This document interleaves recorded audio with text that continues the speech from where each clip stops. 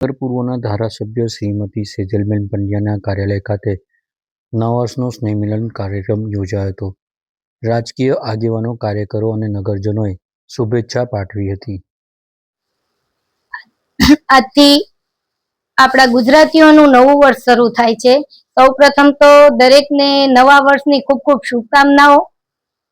ભાવનગરમાં ખૂબ વિકાસના કાર્યો થાય અને ભાવનગરના દરેક નાગરિકની ખૂબ જ વિકાસ થાય અને આરોગ્ય સારું રહે એવી માને પ્રાર્થના. અને દરેક લોકોને આજના દિવસે નમ્ર વિનંતી કરવી છે કે આત્મનિર્ભર ભારતનો જે મોદી સાહેબે સંદેશો આપ્યો છે એને આપણે દરેક લોકોએ સાથે મળી અને આત્મનિર્ભર ભારતના અભિયાનને સહકાર આપવાનો છે. આપણે ભાવનગરમાં અત્યારે ઘણા બધા મોટા પ્રોજેક્ટોની શરૂઆત થઈ છે. છેક દિલ્હીથી અને ગુજરાત સરકાર દ્વારા પણ એમને ફોલોઅપ લેવામાં આવે છે. જ્યાં અમારી જરૂર હોય છે ત્યાં અમે લોકો પણ બધા જ સાથે છીએ અને ભાવનગરમાં દરેક ક્ષેત્રે વધારેમાં વધારે પ્રગતિ થાય ને વિકાસ થાય એવી અમે દરેક લોકો કોશિશ કરીએ છીએ.